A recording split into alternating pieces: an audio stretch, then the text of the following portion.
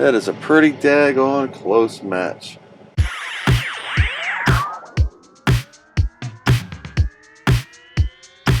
Okay, so we are a little lower on my floor. I wanted to go over and I wanted to show you something cool. So before, when I did the review of the Krylon Satin Almond, that's the light color, I told you that there was the darker color on the 2000 and the 3. Not so much the 3, like the power button, but the 2000 is like this beigeish color. But this one is it. It's called Matt Greige, and you can see the contrasting colors.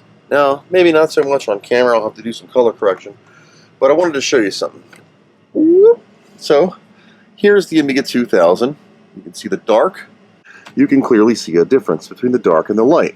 I've sprayed this gotek drive with the dark and the light. You can clearly see the line right here, but check that out. Is that a pretty good match? I think so. And when I put them side by side, it's a pretty close call. So we're going to be spraying the face of the PC floppy drive, including the little lip thing here, which I'm going to have to hold open to get some paint in. And the button, of course, got to clean off some scuzz. And then we're going to make that it.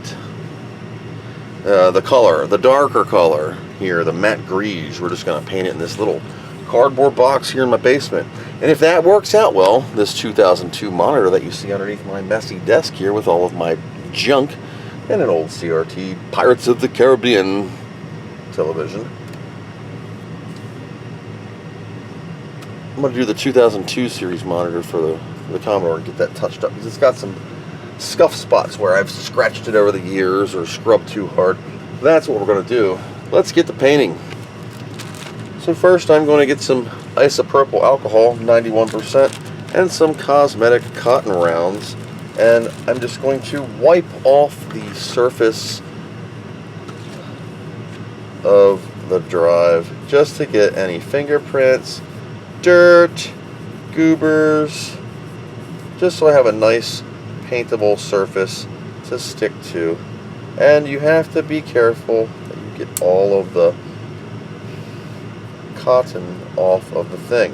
Now you are going to want to tape up this or scratch it off later. It is removable. There's a little plastic lens inside that is removable, and we're just going to also clean the floppy button. We're just going to do a quick blast just to see how this looks. Give it a good zap and squeeze this. This is the Matt Greige.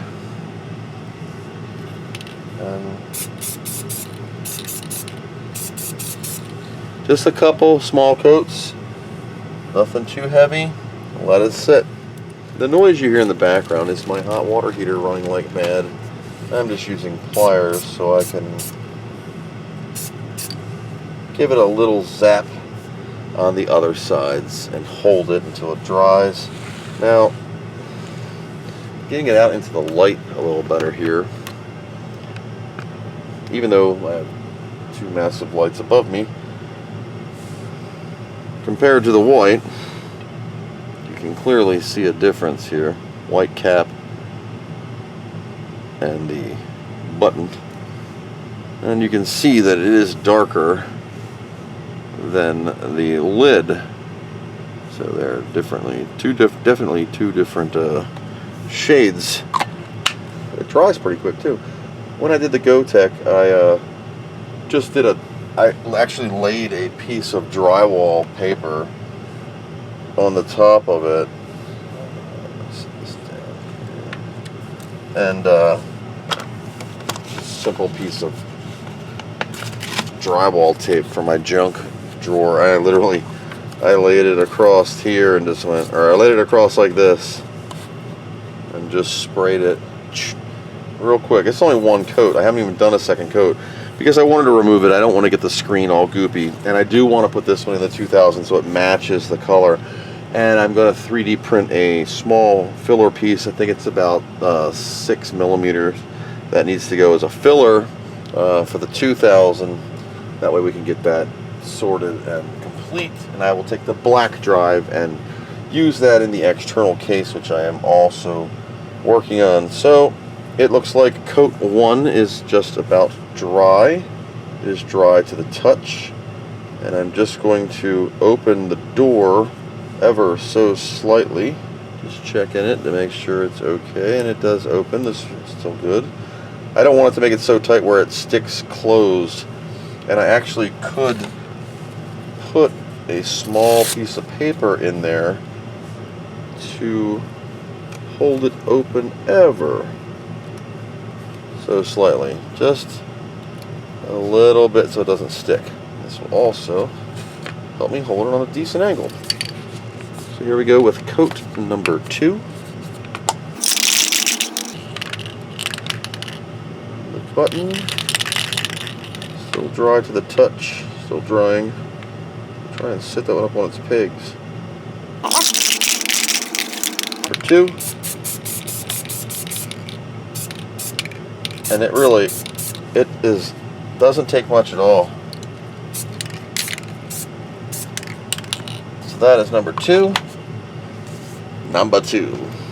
And we will let that sit. And that should match, hopefully pretty close when it's dry. Now it always looks lighter for some reason. When it's dry, it darkens up nicely.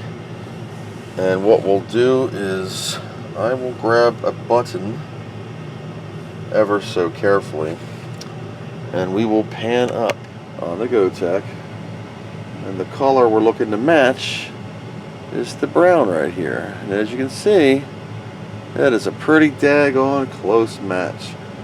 Like I said, this is a little lighter because the light is hitting it, and it's not dry yet, but gosh, look at that. That is so close.